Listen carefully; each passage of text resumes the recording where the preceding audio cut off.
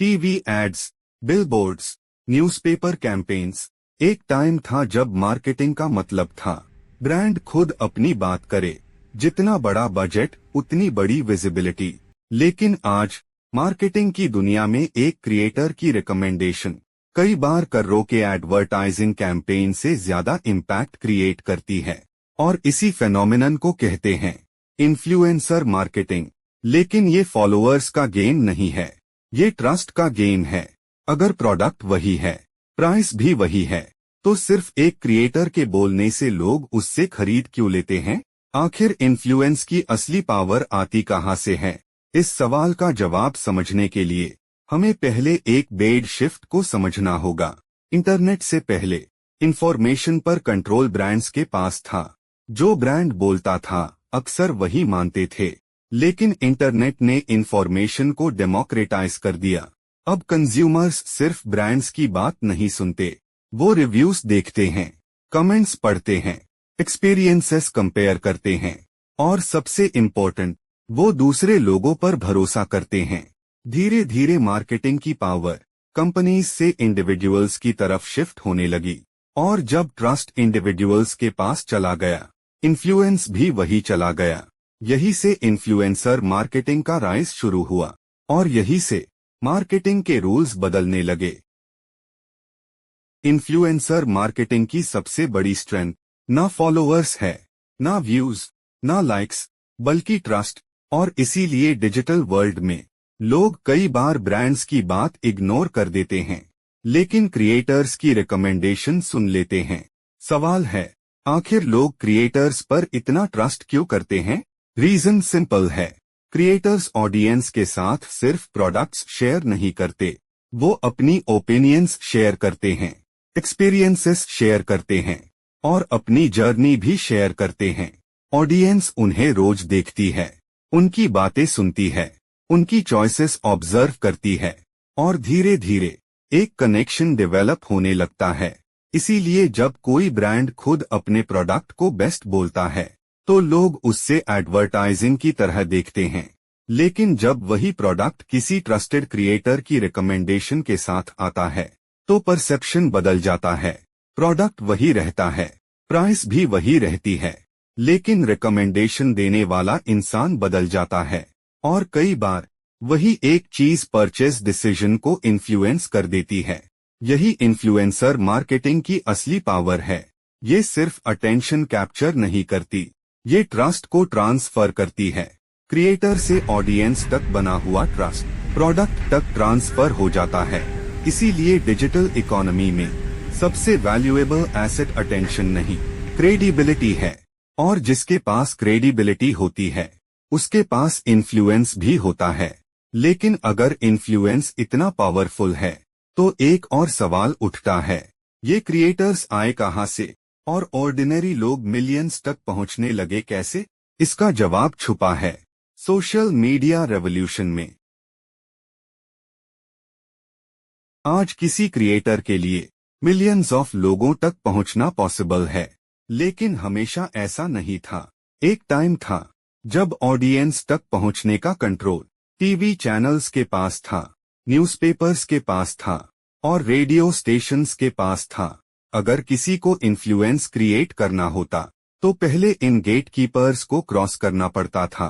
लेकिन फिर social media आया और पहली बार डिस्ट्रीब्यूशन सबके हाथ में आ गया। अब ऑडियंस तक पहुंचने के लिए किसी मीडिया कंपनी की जरूरत नहीं थी, सिर्फ कंटेंट की जरूरत थी। और इसी एक चेंज ने इन्फ्लुएंस को डेमोक्रेटाइज कर दिया। अब इन्फ्लुएंस सिर्फ सेलिब्रिटीज तक लिमिटेड नहीं था।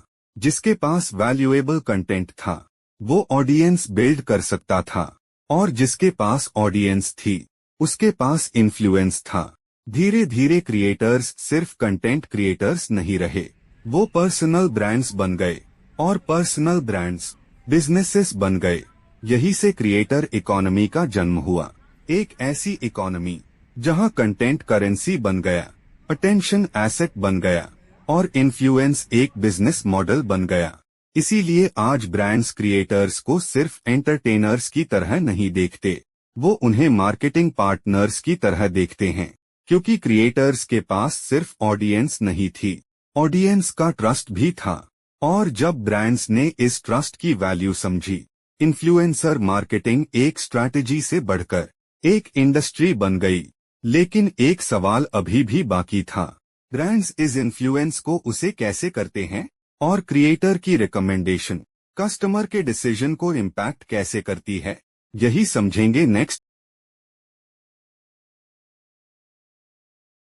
अब तक हमने देखा कि क्रिएटर्स ऑडियंस का ट्रस्ट बिल्ड करते हैं और इसी ट्रस्ट की वजह से उनके पास इन्फ्लुएंस होता है। लेकिन इन्फ्लुएंसर मार्केटिंग का असली गेम यही से शुरू होता है, क्योंकि ब्रांड्स सिर्फ प्रोडक्ट्स प्रमोट नहीं करते, वो इन्फ्लुएंस एक्सेस करते हैं। सोचो, जे भी कोई ब्रांड खुद अपने प्रोडक्ट के बारे में बात करता है तो ऑडियंस उससे एडवर्टाइजिंग की तरह देखती है। लेकिन जब वही प्रोडक्ट किसी ट्रस्टेड क्रिएटर के कंटेंट में दिखाई देता है तो रिएक्शन बदल जाता है, क्योंकि यहाँ सिर्फ प्रोडक्ट नहीं दिख रहा होता, उसके साथ क्रिएटर की क्रेडिबिलिटी भी जुड़ी होती है।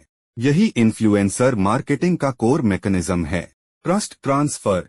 ऑडियंस क्रिएटर पर ट्रस्ट करती है, क्रिएटर प्रोडक्ट को रिकमेंड करता है और उस ट्रस्ट का एक हिस्सा प्रोडक्ट तक ट्रांसफर हो जाता है। इसीलिए कई बार एक सिंपल रिकमेंडेशन एक एक्सपेंसिव एडवर्टाइजिंग कैंपेन से ज्यादा इम्पैक्ट क्रिएट कर देती है, क्योंकि लोग एडवर्टाइजमेंट नहीं देख रहे होते, वो रिकमेंडेशन देख रहे होते हैं, और रिकमेंडेशन में रेजिस्टेंस कम होती है। इसीलिए ब्रांड्स आज क्रिएटर्स को सिर्फ कंटेंट क्रिएटर्स नहीं मानते, वो उन्हें मार्केटिंग चैनल्स की तरह देखते हैं। लेकिन यहाँ एक चैलेंज भी है, अगर हर क्रिएटर इन्फ्लुएंस रखता है तो ब्रांड्स डिसाइड कैसे करते हैं किसके साथ कोलैबोरेट करना है, और क्या बड़ा ऑडियंस होना ही सबसे पावरफुल इन्फ्लुएंस होने का प्रूफ है, यही समझेंगे नेक्स्ट।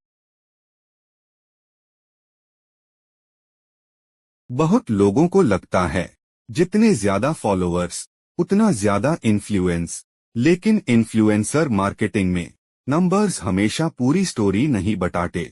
इसीलिए ब्रांड्स आज सिर्फ ऑडियंस साइज नहीं देखते, ऑडियंस क्वालिटी भी देखते हैं। एक क्रिएटर के पास मिलियन फॉलोअर्स हो सकते हैं, लेकिन जरूरी नहीं मिलियन लोग उसकी बात सीरियसली भी लेते हों।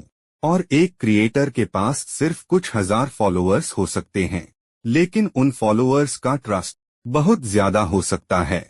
यही डिफरेंस है रीच और इन्फ्लुएंस के बीच। इसीलिए कई बार माइक्रो इन्फ्लुएंसर्स बिगर रिजल्ट्स क्रिएट कर देते हैं, क्योंकि उनकी ऑडियंस छोटी जरूर होती है, लेकिन कनेक्टेड होती है, एंगेज्ड होती है, और सबसे इम्पोर्टेंट ट्रस्टिंग होती है।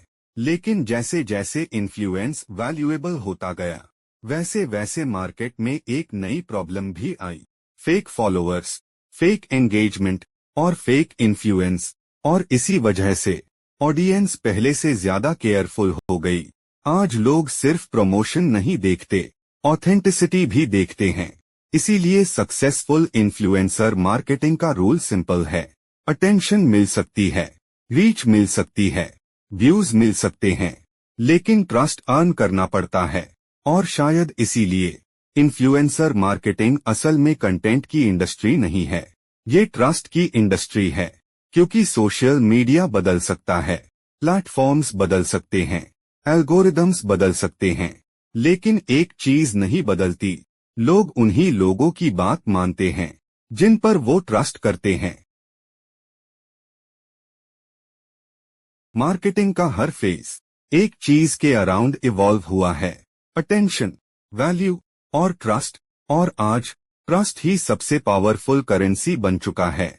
लेकिन मार्केटिंग एवोल्यूशन अभी खत्म नहीं हुई, क्योंकि अगला रेवोल्यूशन इन्फ्लुएंसर्स नहीं एआई क्रिएट करेगा, और वही होगा मार्केटिंग एवोल्यूशन का next chapter, AI the future of marketing. Follow for more marketing lessons. This is Surabhi Gupta signing of.